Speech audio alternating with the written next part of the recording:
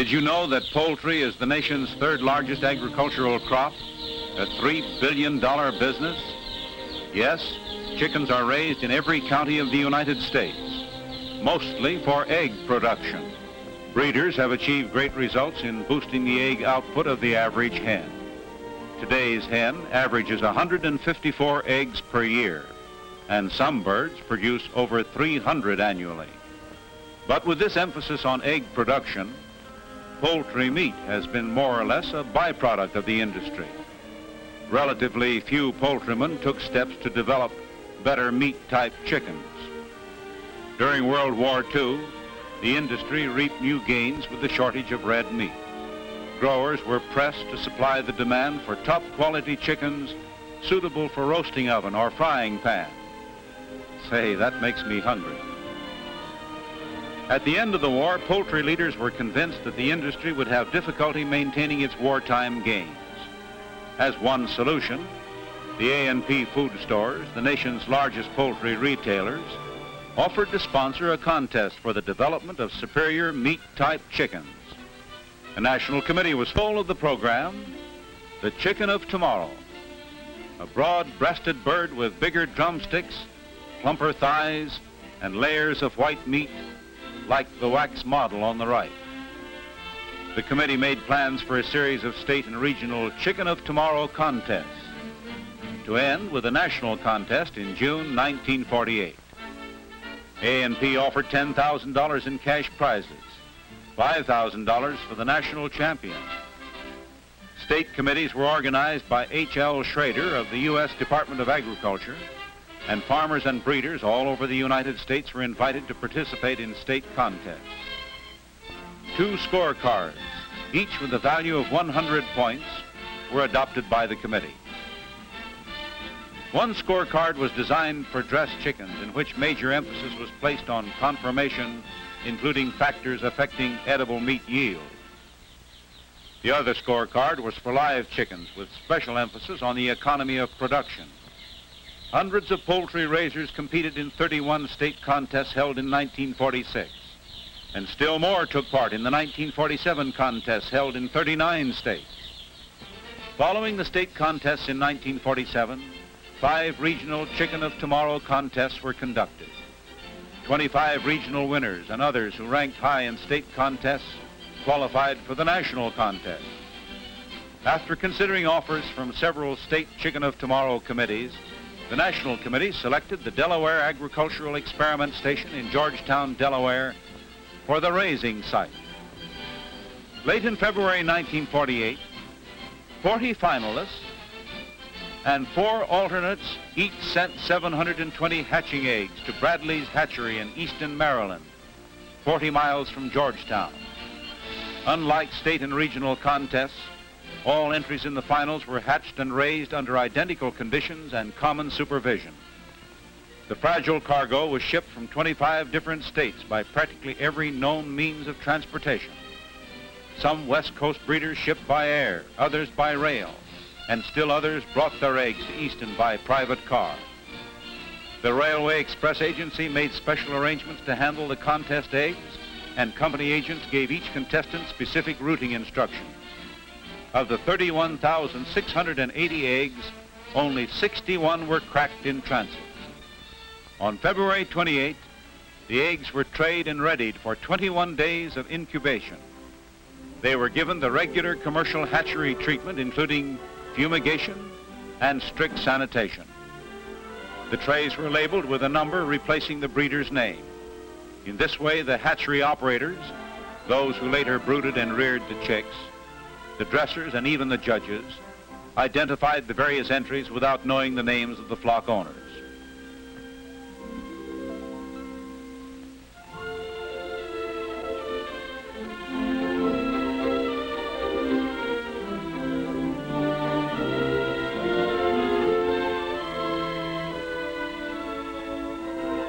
Once inside the incubators, the trays were automatically turned every 3 or 4 hours, the usual precaution to prevent the embryo from adhering to the shell. The temperature was thermostatically controlled and checked constantly throughout the incubation period by plant personnel. Humidity also was carefully regulated. 18 days later, the eggs were removed from the incubators and transferred to larger hatching trays. These were placed in hatchers for the final 3 days of incubation.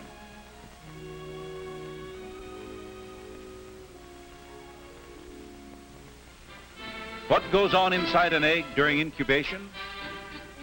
Well, after a week, the eye shows up clearly in the embryo as the first external organ to develop. Gestation is much further advanced at 10 days. The chick's outline is more pronounced as other organs begin to form. At 14 days, you can see the shape of the chick. The contents of the egg provide nourishment during the incubation period.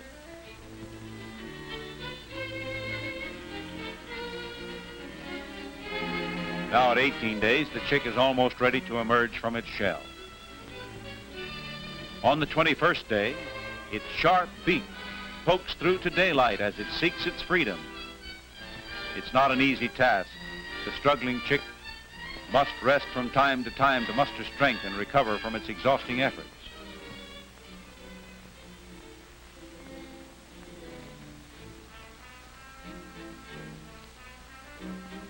Finally, with the parts of the shell held together only by shreds of the lining, the chick makes one more super effort and shakes free into a new world.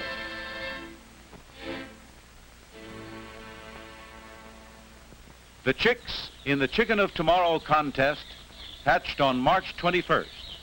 Of the 12 different breeds and crosses, New Hampshires and White Plymouth Rocks predominated.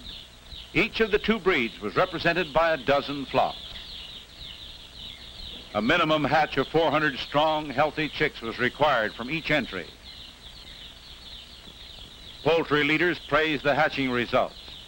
A New Hampshire flock entered by the Shenandoah Commercial Hatchery, Maurertown, Virginia, led all other entries with a hatch of over 87%. White Rock flocks averaged 74%, and one flock of dark Cornish hatched over 73%. Crossbreed flocks hatched 72%. Pretty chicks? Yes, sir. Alike as 2 peas in a pod. Wing banding looks like an enormous task, but government poultry specialists like H.L. Schrader and college poultry scientists like Dr. R. George Japp clapped the metal tags on the 16,000 birds in record time. Each chick received a band with its assigned flock number, and each bird carried the same number for identification purposes throughout the entire contest.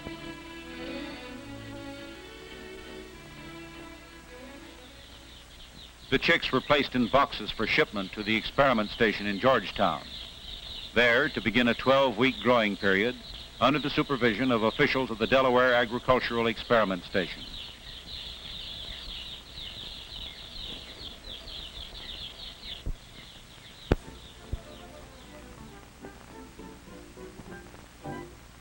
At Georgetown, the flocks were assigned to special pens and were housed in 2 parallel buildings. 4 boxes, 100 birds in each, went into each of the 40 pens, measuring 15 by 20 feet. Peanut shells were used for litter, and in each pen, a coal-burning brooder stove provided the necessary warmth.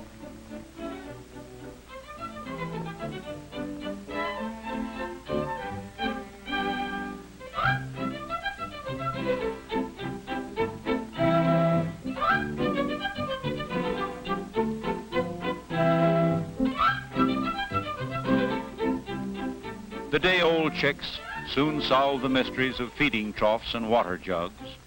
The first 2 weeks, each pen had 4 chick feeders 3 feet long and 4 one-gallon water jugs.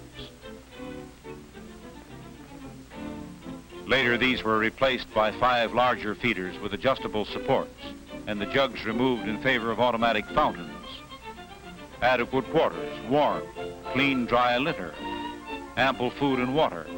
That's what the chicks thrive on. And these chicks had the very best in care and sanitation.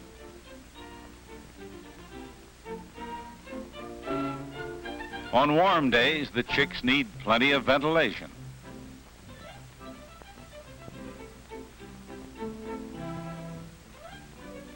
Professor Carl Seeger, superintendent of the experimental station, inspected the contest pens and kept daily records on vital statistics.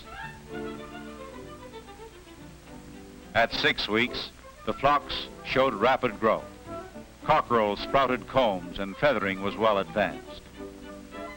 The feed was a special mash formula prepared by the American Feed Manufacturers Association. It conformed to usual commercial standards containing a minimum of 20% protein, 3.5% fat, and a maximum of 7% fiber. No whole grain or pellets were used. Feed was kept before the birds at all times.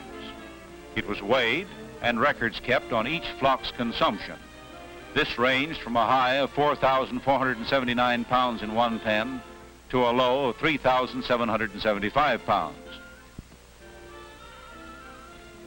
There was no lapse in the attention given to the birds, and at the close of the growing period of 12 weeks and 2 days, the chicks were ready for shipment to the processing plant. Mortality for the entire period was under 7%. Remarkable considering the epidemic of poultry diseases that swept through the 40 flocks. Newcastle coccidiosis, an infectious bronchitis, took the greatest toll. Professor Seeger estimated that Newcastle alone set the birds back 2 weeks. Shenandoah Commercial Hatchery, whose New Hampshires had the best hatchability record, also had the least mortality, losing only 1.5% of the flock.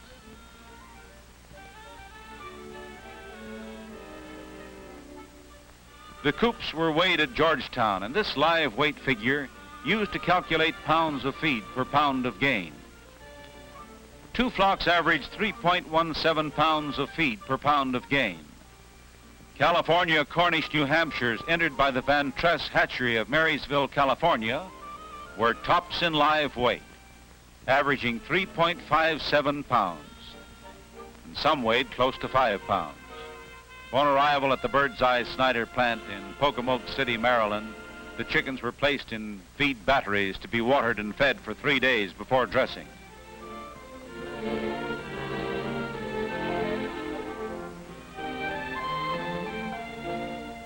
The regular battery diet was given to the birds, and on Monday, June 21, each lot was dressed separately,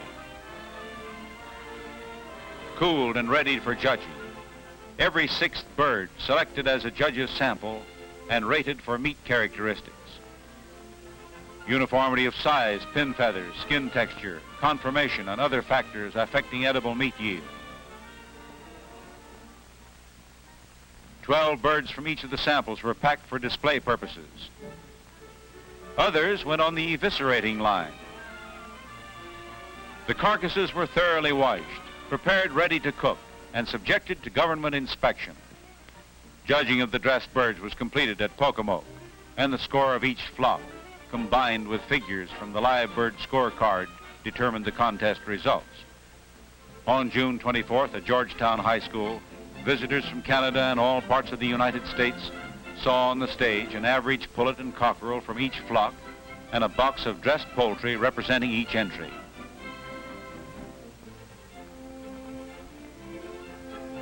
Sharing in the prize money, dressed White Rocks representing Mrs. H.W. Linhart of Chillicothe, Missouri, had the best skin texture, the least dark meat, and the best covering of fat.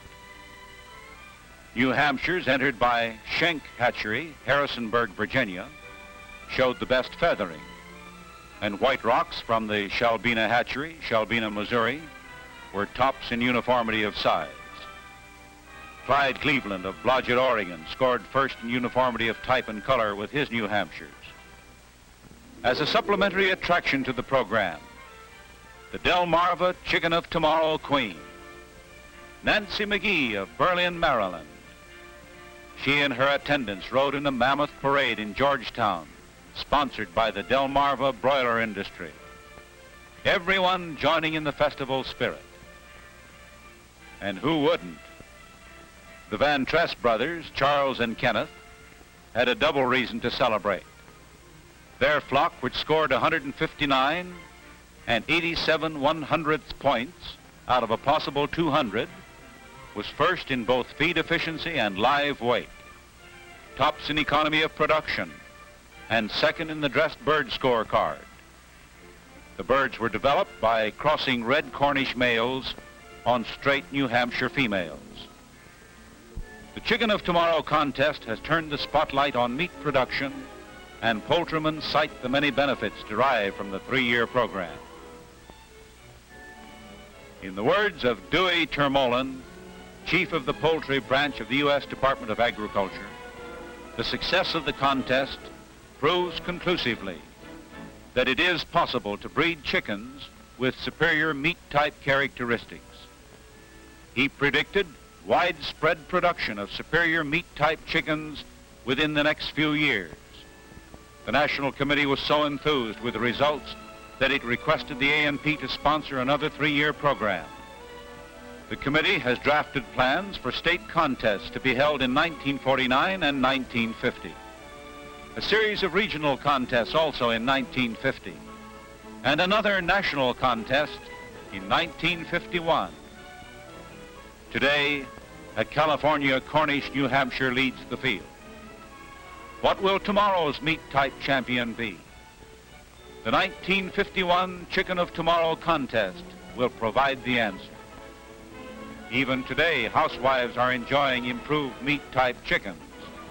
They sure make wonderful eating. Yes, sir. Make mine chicken. Chicken of Tomorrow, that is.